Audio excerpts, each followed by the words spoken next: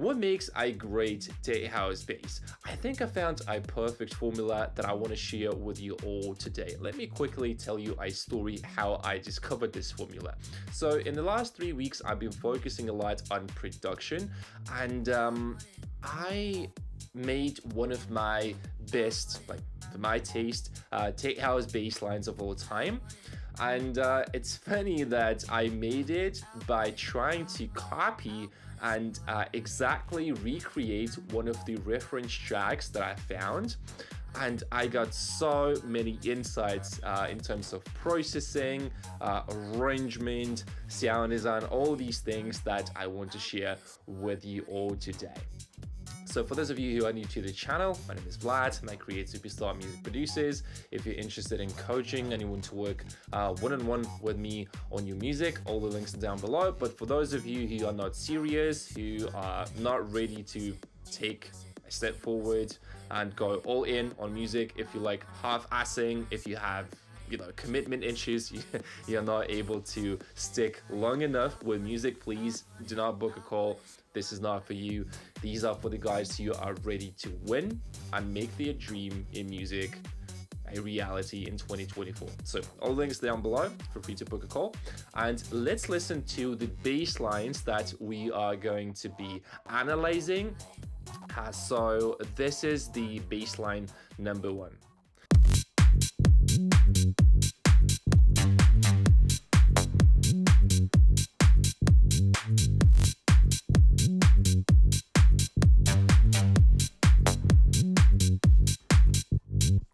Really cool one of my top favorite bass lines. Let's listen to the second one. It's a bit different, but also cool.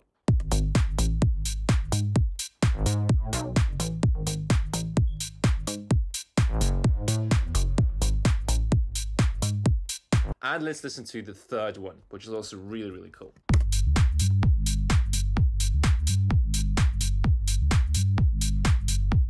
So these are the basses that we're going to be working with, and I decided to break this video down into 2 parts, just so it is a little bit easier to consume. Otherwise it can be too long, and sometimes even for myself it's hard to focus for 1 hour on one video. So we're going to do 2 parts.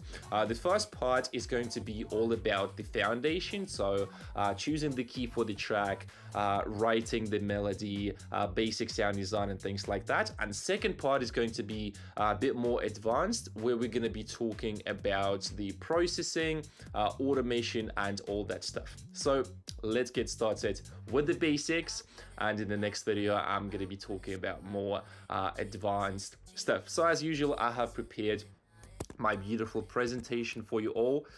It's a bit mixed with my hand drawing right now. I'm just trying to experiment with different styles. But yeah, so the thing number 1 that will determine how your tech house bass and track will feel like is going to be the key of the track, or the bass key, right? So if you look at the picture, you can see that the lower we go in the with the key, basically, so C is the lowest one, the dirtier the bass line is going to sound, and the upper we go, the less dirt and more sub the track will have, right? So if you look at the second one, it's obviously like schematic, like it doesn't like completely represent the thing, just like for visual representation. So C is the low one and A sharp is the high one, right? So the main harmonic.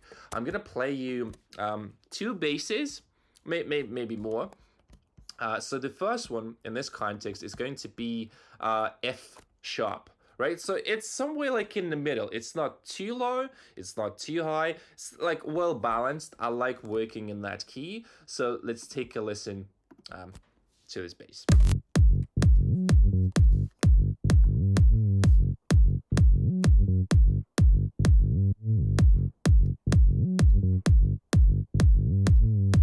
So as you can hear, it is really well balanced. I like that a lot. Now let's listen to the G sharp, which is 2 semitones up. So it is a little bit higher, like it's a little bit more subby. And it's still cool as well. I like it. But try to spot the difference, how you feel the bass line. Let's listen to this one.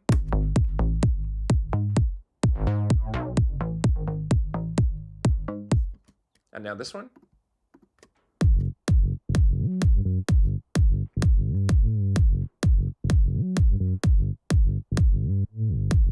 And now let's listen to the third bass, which is C sharp. It is really low. It didn't have a lot of that sub, but it has a lot of dirt, and I don't know, it just sounds really stylish to me, right? So let's listen to this one. I like it a lot.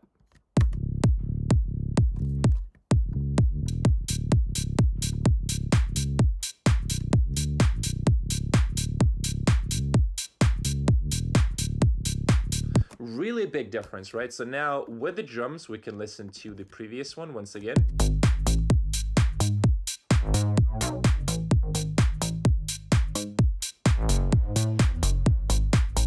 Now let's listen to the first one, just once again. It should be this one. And with the drums.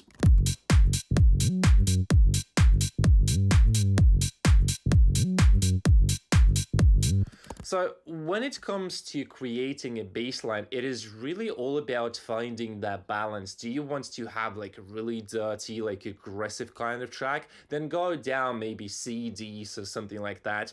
If you want to go up and you want to have like more subby track, this is going to be like upper keys, like maybe G, A sharps, something like that, right? So choose key wisely. Certain sounds work best with specific keys, some of the bass lines, and also try changing a key, right? So if I go and I do something like, let me copy this bass line here, and if I go and change the key, the sound will be really different, and it can change how the track feels. Like, let's do like this.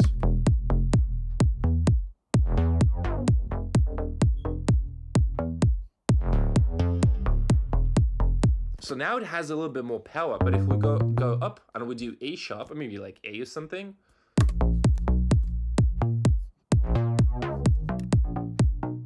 it has a completely different vibe and feeling to the track, right?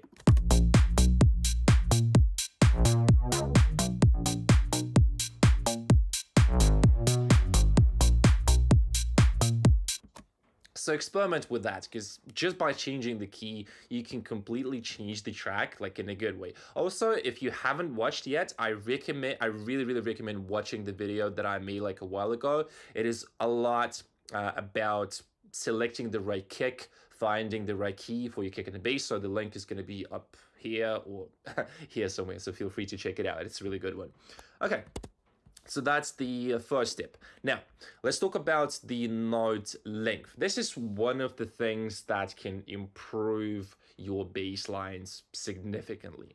So if all the notes are same length, it is going to be really boring. So you want to combine different length for better groove and variation. So again, let's take a look at different bass lines, and I'm going to be showing you the notes here, right? So let's listen to this one. Also pay attention to different length of the notes. I want you to pay attention to this one, these two notes, and I think the rest, these are the long ones, right? So we have, I think, 3 or 4 variations of note length in this bass line. So take a look at how it looks like.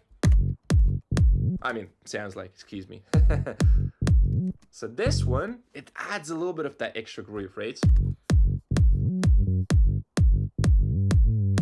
And this one, it is really long and sustained, so it helps to transition. So first, like the first notes are somewhat like in the middle, like pretty well balanced.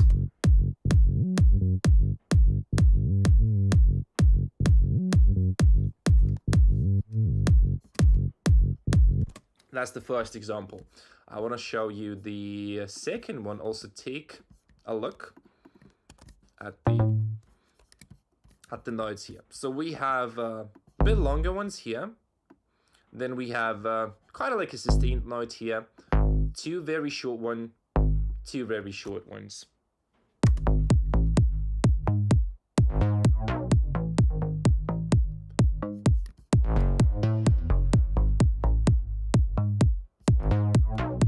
So you see how much different note length can make for the groove. And then again, I'm going to show you another example, but with another bass line where the sound design is a little bit different. So notes are the same, but the sound design is different, but still, like, it feels really nice to have different notes. So do not make this mistake, because otherwise, you know, sometimes it is okay, but sometimes having same note length is so boring. But check this one out. This one is really cool.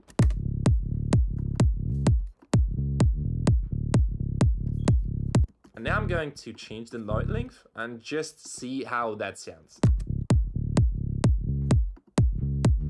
For example, we can make this one shorter.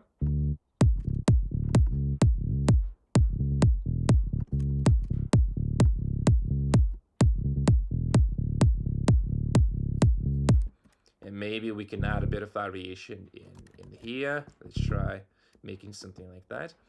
So you see, just by changing the note a little bit, it already gives you so much in the track.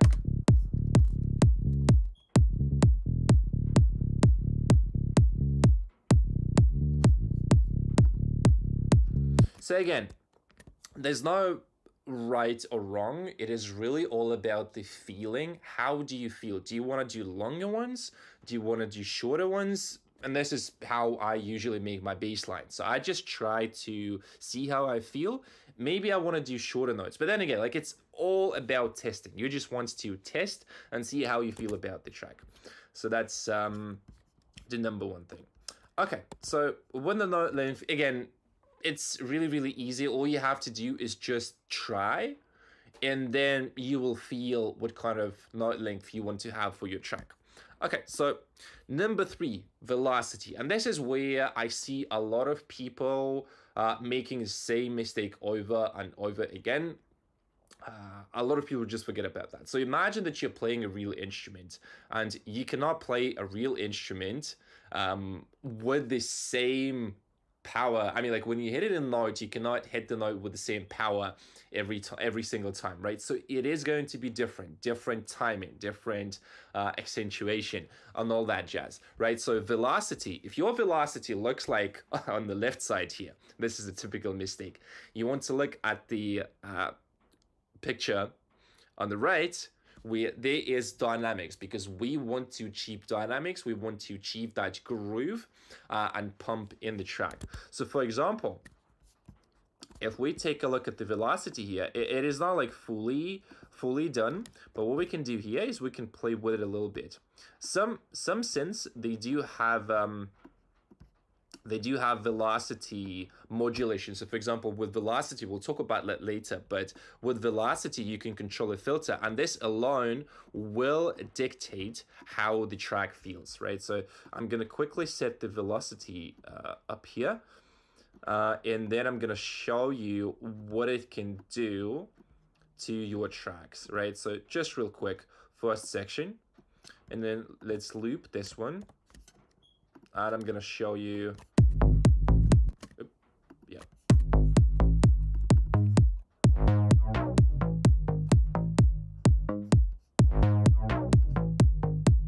So for example, what we can do here, let's do velocity, close the filter.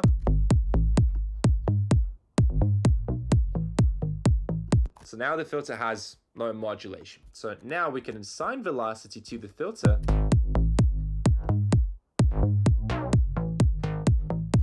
You see how much movement that we just created, right? Just with velocity. And then we can go further.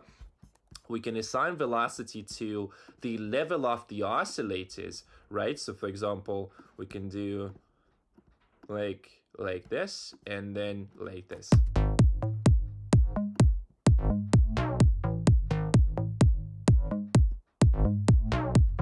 Same for the sub as well, right? So we should do something along these lines. You see how much groove that creates? It's insane, but it's such a simple thing, but for some reason a lot of people forget about that. Like, the only time when my velocity could look something like this, like on the right side if I'm just starting to create a track, right? But when you mix, when you produce, try to program the velocity as fast as you can, because that's gonna give you a groove, that's gonna give you a feeling of the track, really. So that's really, really important. Super simple thing, but a lot of people forget about that. So don't forget about that. I'll show you a bit more automation techniques in the part 2 of this video. Okay, so we discussed the velocity, we discussed the note length, and we discussed the bass key.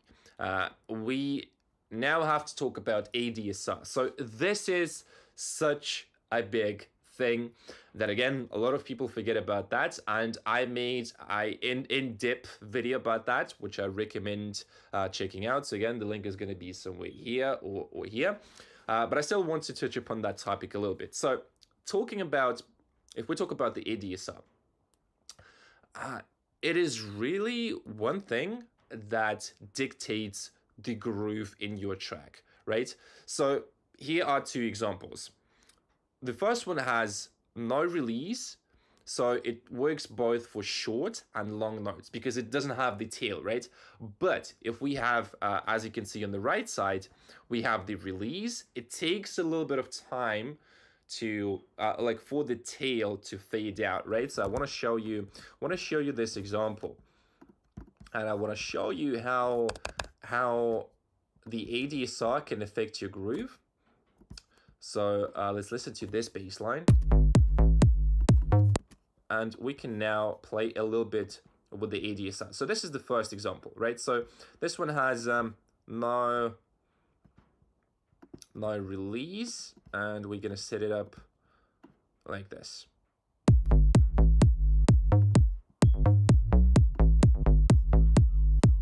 So pay attention to the groove. Now I'm going to make it really short. Now it's really short, right? Completely different groove, completely different feeling of the track, right? So we can increase the sustain a little bit. And now we can shape the filter. So the second envelope is controlling the filter.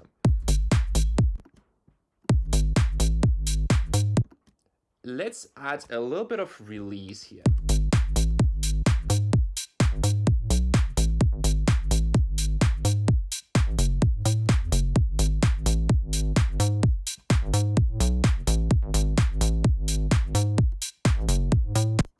And now let's make it really long.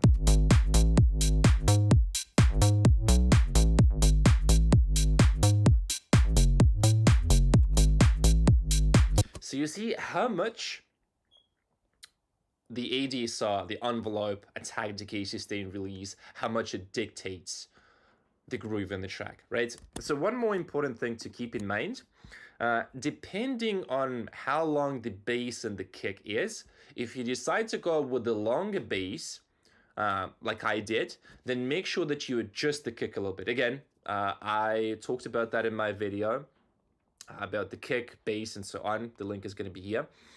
Because I don't want to talk about that in too much detail. But basically, if you have a long bass, you will have a short kick. If you have a short kick, then you can have a long bass. So you have to adjust that. So again, let me show you another example on another bass line. Same melody, but different key. So for example, we can do a really sustained one.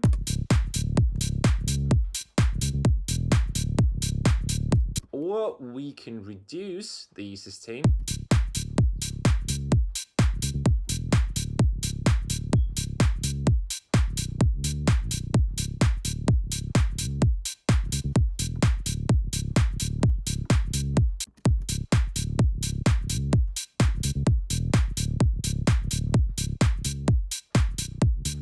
You see how much power ADSR has.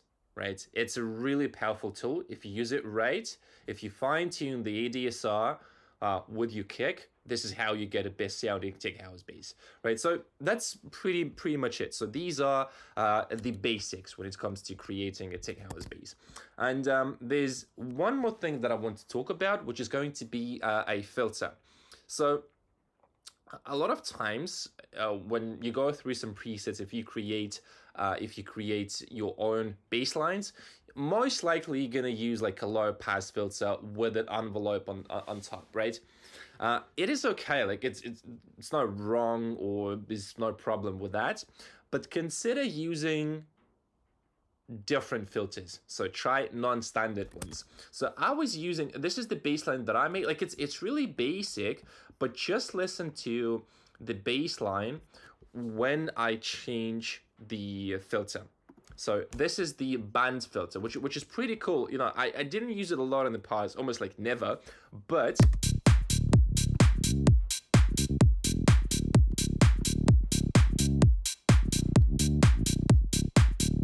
see how cool the sound is, right?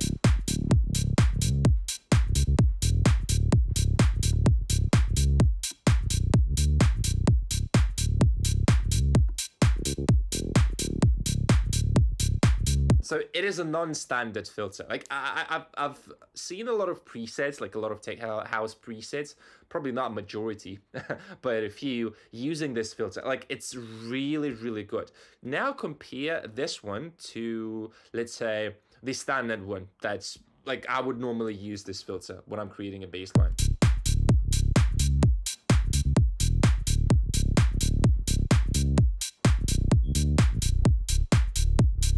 Like, it's not bad, but it's just a bit more, you know, basic. So again, try different filters, experiment with that, because different filters, like, they can give you so much. They can change the track a lot, right? So we can do...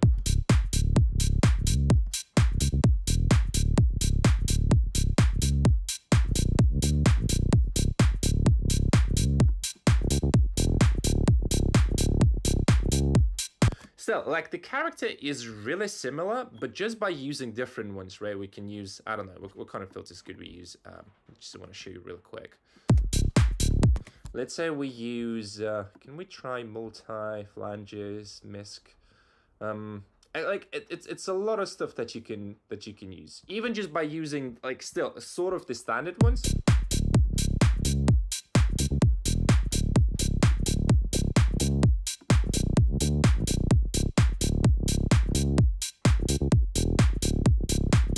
Just by using, still, same low pass, like higher pass filters, but with a bit of something to it, again, changes the game completely. So if we go to maybe flanges,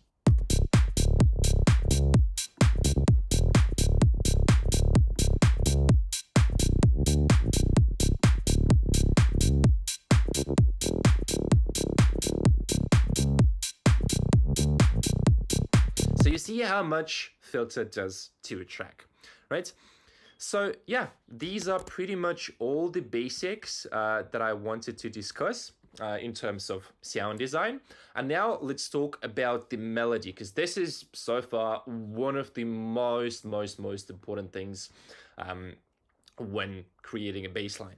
So I think I found a perfect tech house bass formula. So that was the premise in the beginning of the video, and here we go. So take a look at this diagram. I want to break it down for you. So usually what I noticed in good reference tracks, again, it's not like that you have to all the time use this formula. It's more like understand it and try to adapt it to your workflow, right? So we have the main tonal phrase, maybe with a bit of variation. So let's say in this case, it's going to be C. And then we have a melodic fill, it's response. So I call this A, B, A, C. So there's going to be the A section, which is the main tonal phrase, like the call. And then there's going to be B, which is the response. And then there's going to be C. And B and C are going to be just a little bit different. So take a listen to the thing. I'm going to go back and do the filter here. Remove.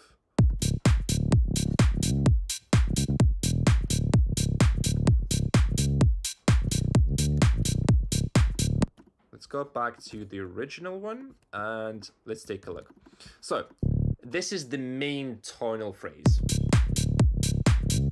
And then you can play a little bit with octave jumps. This is also one of really, really cool things that I like doing.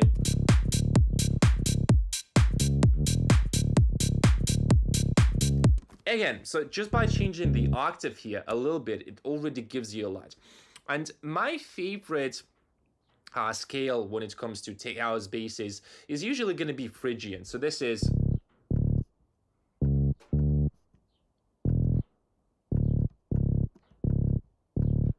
I like semitones. I like this dark semitones, so like half step. Like in tech house, you can hear this thing all the time, right?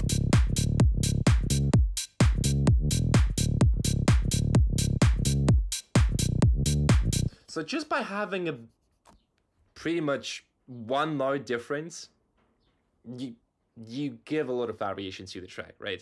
So you introduce something new. It could be just one or two notes, but just by introducing a little bit of difference between A, B, and A, C can already give you so much, right? So again, if we do it like this, now you will see how this thing looks like, right? So it's still pretty much the same pattern. The only thing that I did is just I changed the octave, right? So again, this is the main phrase.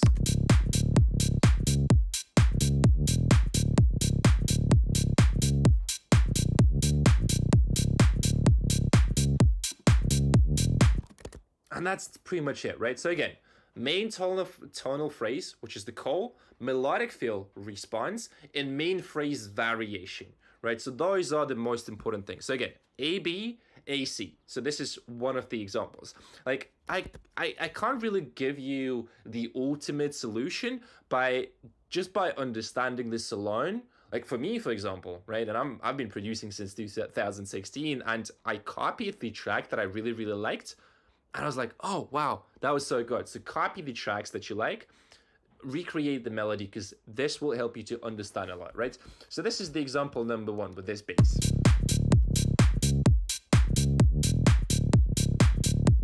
So try using different scales. Phrygian or like Middle Eastern is really cool. Now let's take a look at the second example. So again, you see the same formula. Main tonal phrase, call, and then we do the octave jump. Main tonal phrase variation, and then melodic fill variation. So it's again A, B, A, C. It's a bit different, but quite often it just by changing an octave, it's already doing a lot to the track, right? So this is one thing. Let's do this bass line. So take a listen. Really important. Let's do with the drums. So see how you feel and try analyzing the melody. How do you feel it?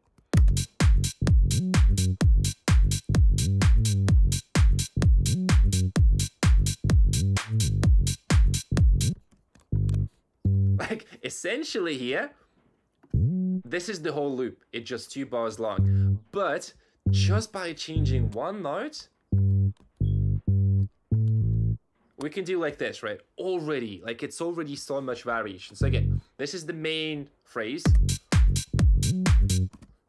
Tun, tun, tun, and then we have the second one.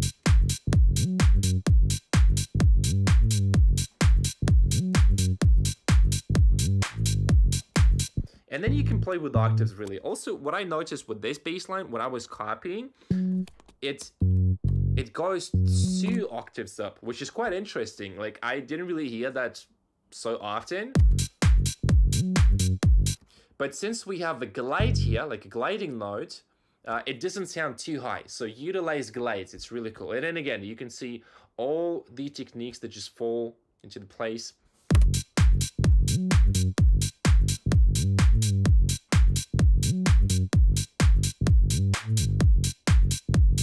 So again, this is really easy. You can again take a look at the presentation. I'll have the presets and the projects for you that you can download to have this little cheat sheet. So yeah, that's gonna be pretty much it for the basics.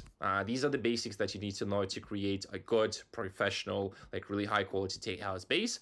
And in the second part of the same video, I'm gonna talk about more advanced stuff. automation, and all these little nitty-gritty details. So I hope you guys enjoyed the video, and I'll see you in the part 2. So have a good one.